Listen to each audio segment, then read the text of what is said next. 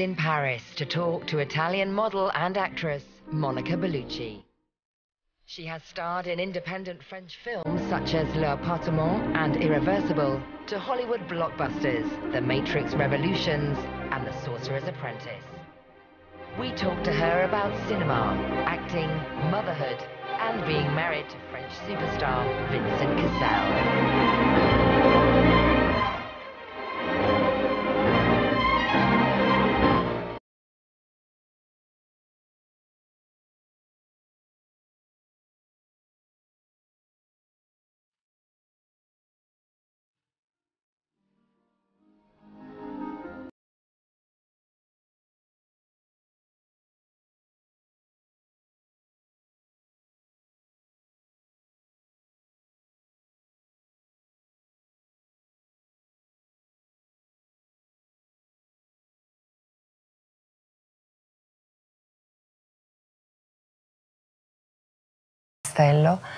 So I come from a very provincial life some way, and my parents were very generous, very attentive, and at the same time they gave me so much freedom.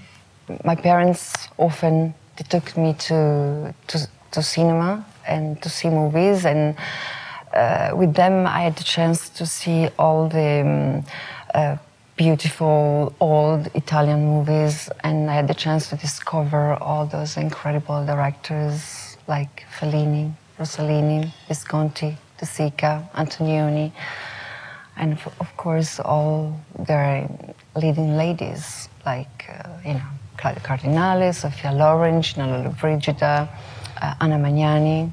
And I have to say that if I do movies today, it's because I was really inspired by those incredible actresses.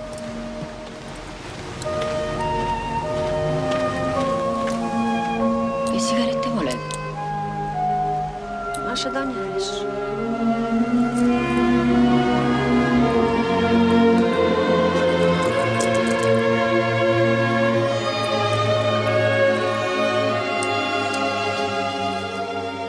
Cinema was my passion, but so far away from my reality. And actually, I started out as a model because it was the easiest way to escape from my provincial life. I went to Milan, and then I went to Paris, then I went to New York. I was interested and fascinated by the world of photography and images, and I had the chance to work with incredible photographers like Helmut Newton, Stephen Meisel, and Bruce Weber, and Fabrizio Ferri, and Oliver Toscani.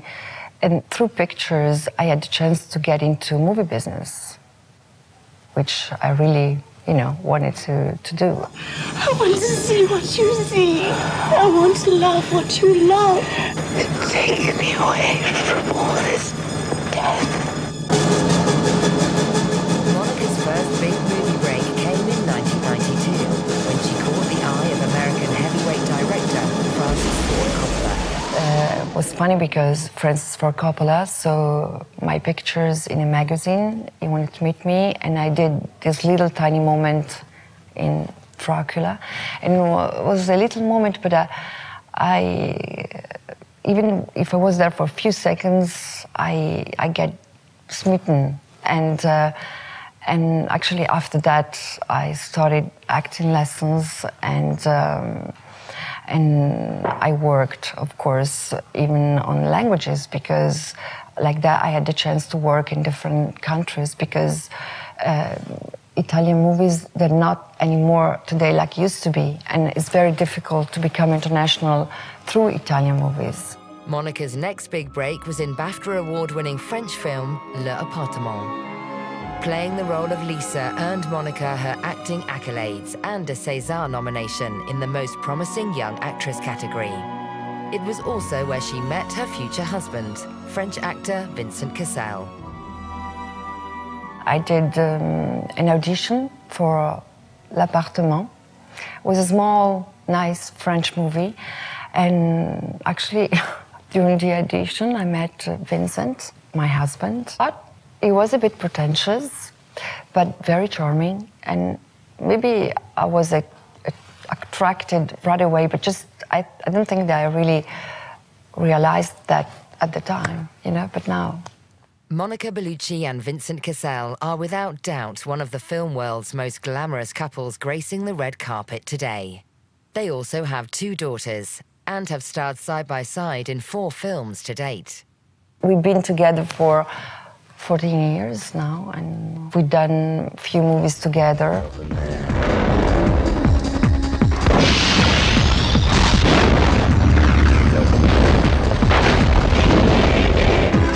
C'est ça le fameux Doberman? Oui, c'est ça le fameux Doberman. But when I work with him, I don't think that he's my husband, you know? It's just an actor, and I have to give my best. He has to give me his best. Monica and Vincent starred together in the controversial 2002 French film Irreversible by Gaspar Noé. The role was her most challenging to date due to the now infamous, graphic and extended violent scenes. You know, I'm happy, for example, that I had the chance to do Irreversible with him, because it was a difficult movie some way, you know? And it was good that Vincent was there. We could supporting each other. But for example, when I think about Irreversible, even though, I mean, the film was very violent, he created such a polemic situation, was disturbing, but I think more about the process of creation, because it was really a process of creation between Gaspar Noé, the director, Vincent, and me. So I think more about the work that we did, because I mean, when we started the movie, we didn't have a script. I mean, it was just improvisation. It was pure improvisation, and the film is done with sequence shots. So each take was about 20 minutes. So we had the freedom to work like in theater.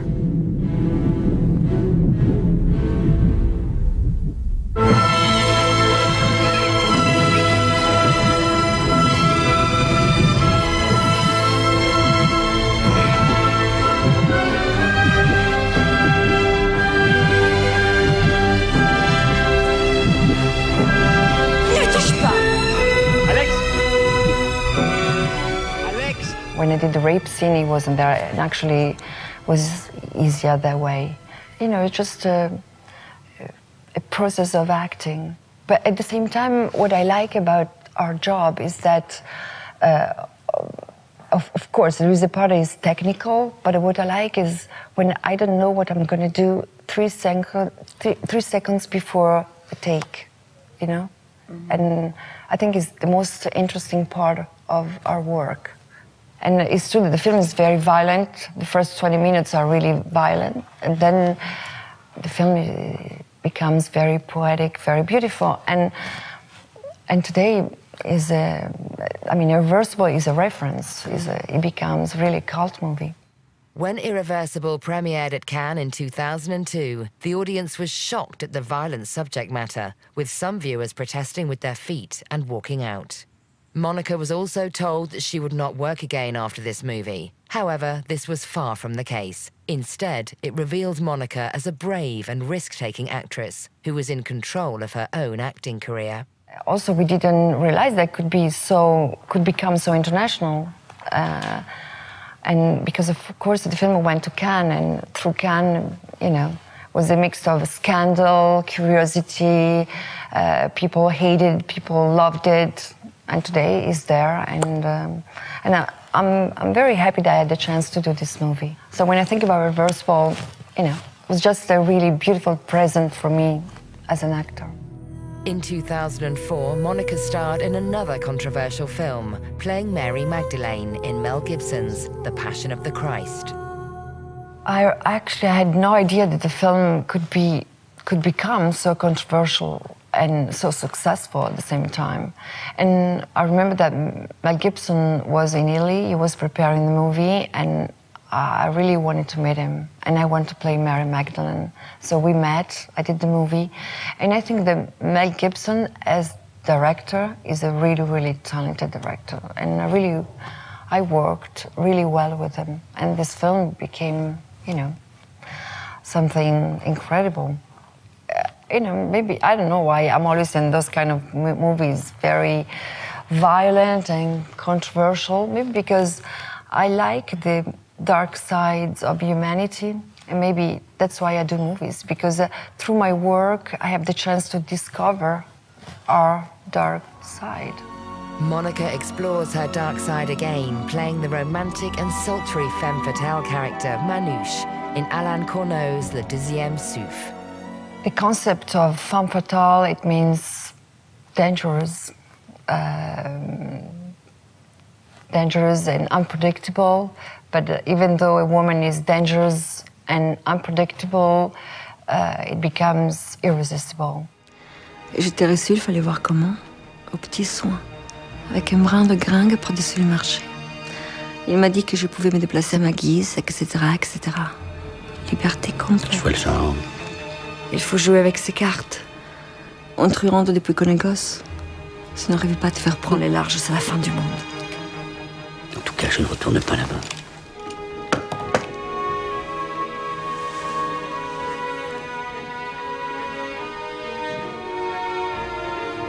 Et moi, qu'est-ce que je deviens dans tout ça? Tu sais bien ce qui s'est passé, j'ai joué, j'ai perdu. Maintenant, ils me cherchent. Ils me chercheront toujours. Manouche.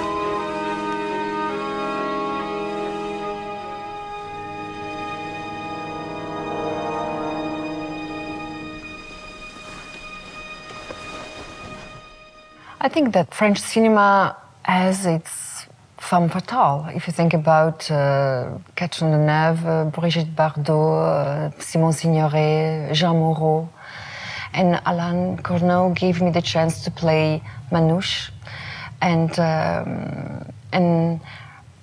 she's the perfect film noir heroine, the woman at the center of a male-dominated universe, and she comes from the streets and has reinvented herself as a businesswoman. And it's a love story between two lucid adults, each of whom comes from hard times and learned how to fight back.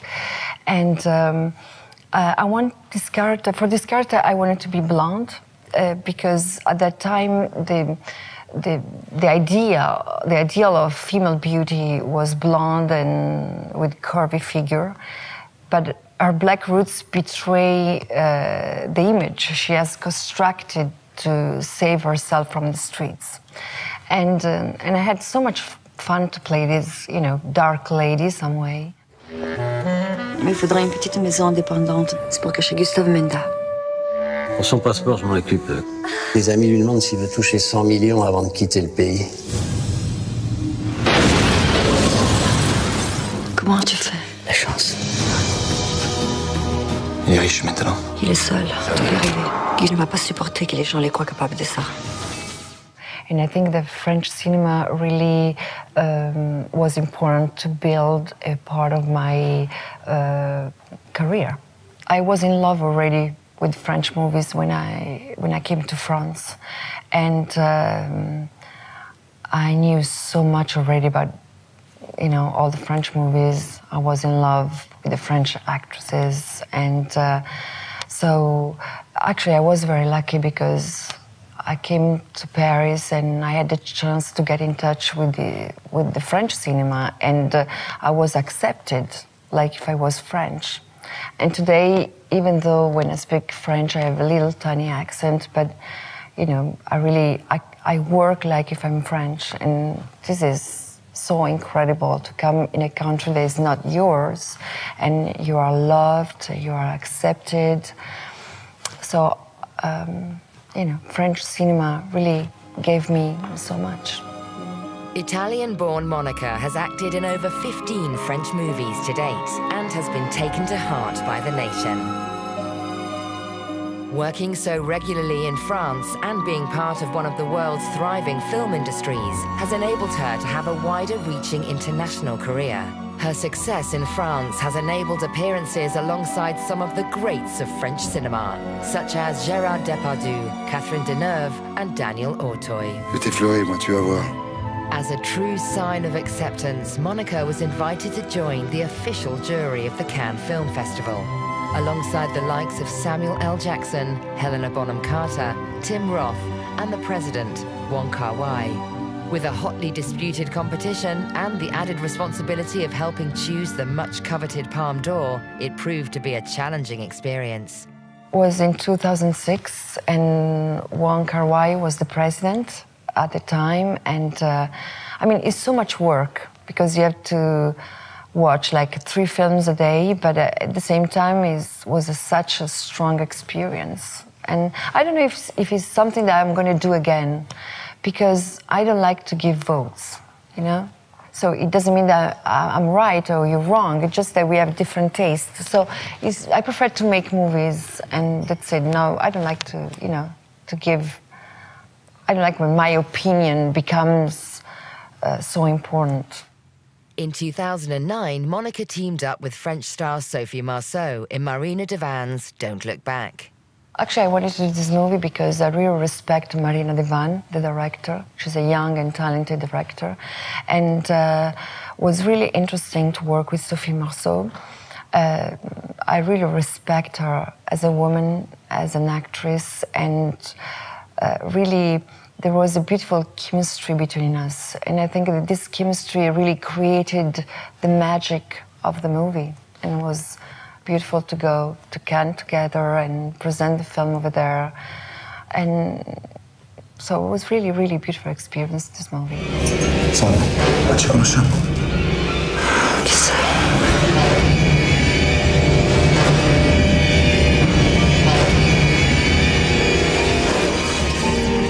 Riconosco la tua faccia, ma non ti riconosco.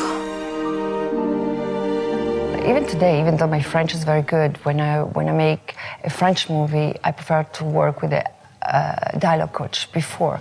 Not on set, I don't like on set, but before, if I have to prepare the movie in French, I prefer to work with someone before, because, you know, it's my second language. Anna Magnani and Claudio Cardinale, when they went to America, they were already famous through Italian movies. Today, it's not so easy anymore, you know, to have this kind of possibilities. So you have to speak English, you have to speak French if you want to have the chance to go out of Italy. Actually, I did an Italian movie called Malena, directed by Giuseppe Tornatore, and the film went all over the world, but was really an exception. It was the critical success of Malena, in which Monica starred in the title role, that really catapulted her to fame, playing a bewitching siren in wartime Sicily. The movie was nominated for 14 awards, including a Golden Globe for Best Foreign Language Film. I love to act in Italian, but I like to work in different languages other than my mother tongue, because it's very, actually, it gives me more freedom, you know? I feel more free as an actor to play sometimes in French and English. Monica explored this freedom as part of Rebecca Miller's all-star cast in the American film The Private Lives of Pippa Lee. In the film, there are Robin Wright Penn, Julia Moore, Winona Ryder, Keanu Reeves. So it was a very big cast. And Rebecca Miller, I mean, she's really, really talented, and she knows what she wants.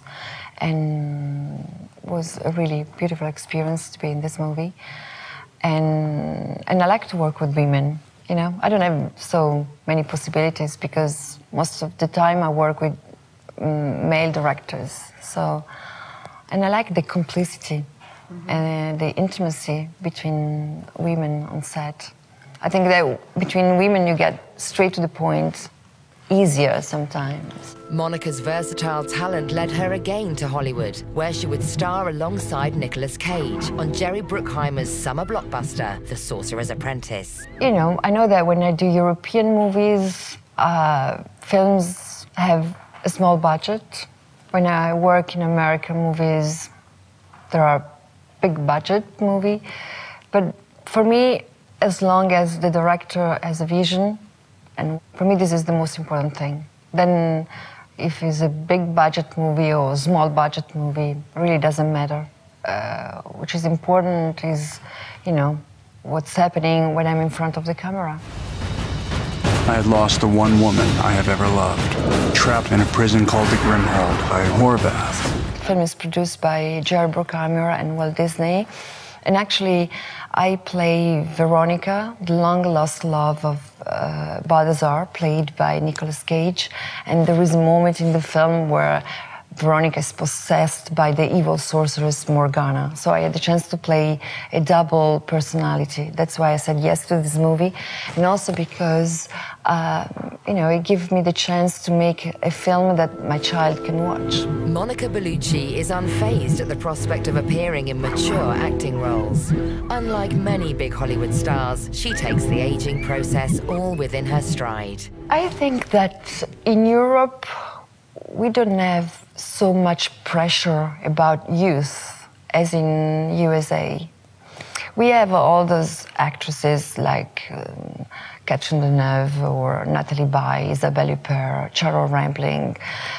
They have the chance, the possibilities to play beautiful, strong, deep, sensual characters. And as a woman also, you know, I have a daughter. She's growing up. And she's the future.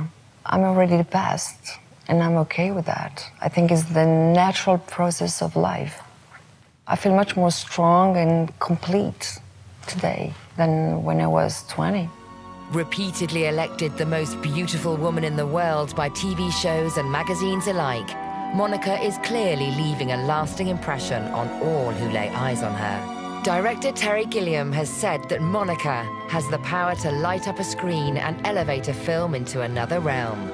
As the current face of Dior, and with films lined up in both Europe and the States, it's certain this multitasking beauty will continue to grace our screens and magazines. I mean, my work is fantastic because I have the chance to bring my daughter with me all over I go, and because of that, she speaks different languages. She speaks Italian, French, and English, and you know, I'm so happy about that. That even though I'm working a lot, I feel that I'm there as a mother, and for me, this is the most important thing. I'm used to this kind of life, so I don't know what it means really to have a base. And I don't know how it's going to be my life next year, so we'll see. Thriving on spontaneity and risk, this film star has her feet firmly on the ground. Monica is a warm, sensuous and confident woman with an infectious passion for life. Whether mesmerizing us with the portrayal of a nun, a prostitute or a seductive sorceress, it's clear Monica casts a little magic whenever she appears.